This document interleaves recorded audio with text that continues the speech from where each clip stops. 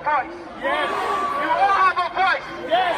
And don't be scared to speak up. Hello everyone, it's Iveoma, your guide to Nigeria, and today I'm here to talk about SARS and the protests that you've been seeing all across social media. All of this is coming up. Please make sure to like, comment below. Those are amazing ways to support my channel. Thank you. SARS stands for the Special Anti-Robbery Squad, and they are a part of the Nigerian police. So why are people protesting against SARS? I'm very concerned, in fact, sometimes angry about what I see happening, to young men and women who are arrested or in some cases maimed or killed. Well, SARS is essentially like a criminal enterprise. Like, they bully people, they beat up people, they kidnap people, they've killed Nigerian youths. They've just done the most. We've been saying this for a long time, for a very, very long time. And I think it is time that we youth of this country, we should stand up and we should fight for our rights. The viciousness, the brutality, the level of brutality of SARS has reached a level where it cannot be reformed. You can do nothing about it but completely disband them. The terrors, the horrors they have unleashed on young Nigerians is incredibly out of this world. SARS has been around since 1992, and it seems like they've been terrorizing people ever since. I've been a victim of SARS so many times. I've been profiled so many times. I've had a gun pointed to my hip before inside an Uber. I've been taken to the police station when I was 17. My phone was there. They almost held me in a cell. They made me write a statement. So imagine what a 17-year-old is going through, just trying to get to an internship. To come outside, they rape women, they rape prostitutes. It doesn't matter the line of their work. This thing is not rock science. They are the ones that created it. They should end SARS and reform the Nigerian police. So who's at risk for arrest from SARS? Well, young people between the ages of 17 and 30 are most at risk of arrest, torture, or extortion by SARS. They're often accused of being internet fraudsters or armed robbers. Young men with dreadlocks, ripped jeans, tattoos, flashy cars, or expensive gadgets are frequently targeted by SARS. If you have an iPhone or a laptop, then you've been picked up by SARS. And so what happens is that they've arrested engineers, software engineers here, who have laptops and cell phones issued by their companies. And people from their company had to come down. Their bosses had to come to the police station and say, they work for me, they're a software engineer, release them immediately. So imagine if you don't have someone who can speak up on your behalf. So in 2017, there was an ENDSARS campaign. It was like a lot of protests happening in Nigeria. And since 2017 to 2020, they've disbanded SARS 4 times, but somehow they're still around. So ENDSARS mean immediate release of all arrested protesters. 2, justice for all deceased victims of police brutality and appropriate compensation for their families.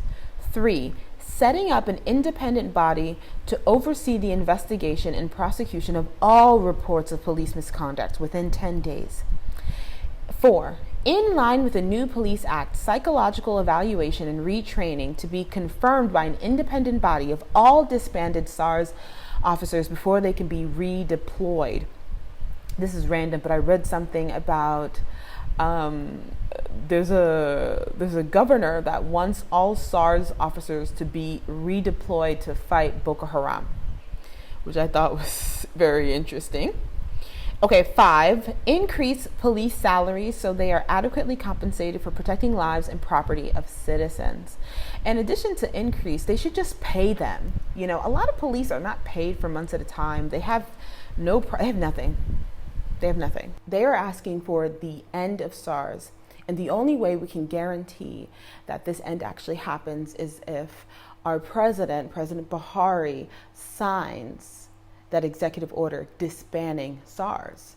But until then, I was about to upload this video and then I saw this, so it really is breaking news. And the hashtag ENDSARS presidential panel approved protesters' demands, all 5 of them. So, I think this is an amazing day for Nigerian youth. They know that if they want to be heard, they can be heard. And they're strong enough to withstand it, Like, we have the numbers. There's no reason why we feel hopeless in this country. So with every good here, there's a bad. So let me tell you guys the bad of this. While the presidential panel approved that, the Central Bank of Nigeria, where all the money is from, is blocking protesters' accounts and calling them terrorists. They did this to a Nigerian tech company. It's called Flutterwave. It's a multi-million-dollar company. They do a lot, and they've done a lot for Nigeria. So Flutterwave was the first tech company to come to protesters' aid, and they started allowing protesters to use their platform for the ENDSARS donations. So essentially, the Central Bank of Nigeria thinks that now they can call them to task and bully them so they can't ever do this again. I don't think this was yeah. And that's Nigeria for you. I'm just letting you guys know what's happening. That's literally just happened. I think this is an amazing time to be alive. I love that Nigerian youths across Nigeria in several different cities are standing up for themselves, are using their voice and their numbers to shout in order to get this disbanded.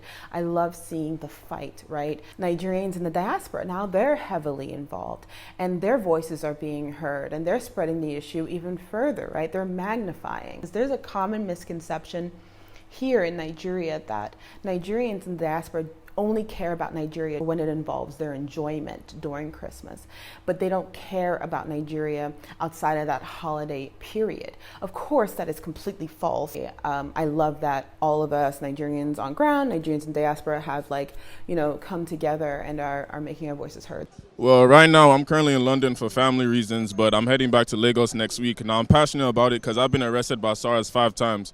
So for me, this is my reality, and this was between 2019 and 2020. I'm a young man that's an entrepreneur in Lagos that runs events, so I'm always out every single night.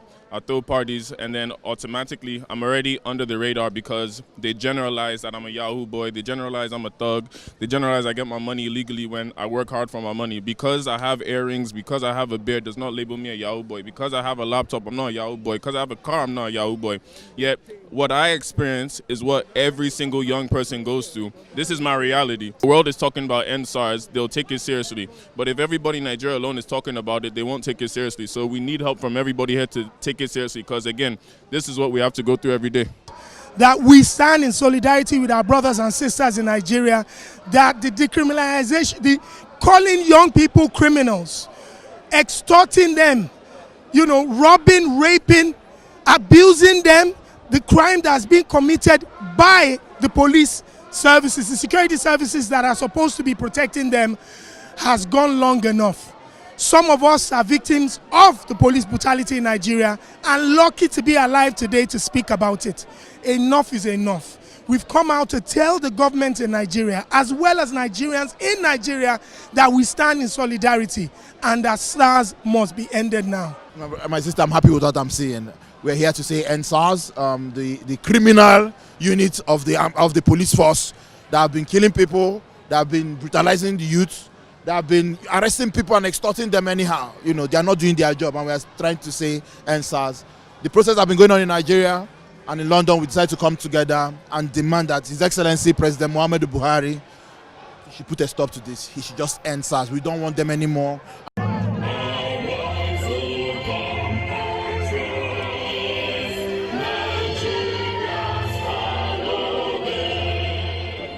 Hundreds, these Nigerian youths have barricaded the Governor's Avenue, and their message is, end SARS now. Please comment below, tell me if I explained SARS, these issues concerning SARS well, or if I missed anything.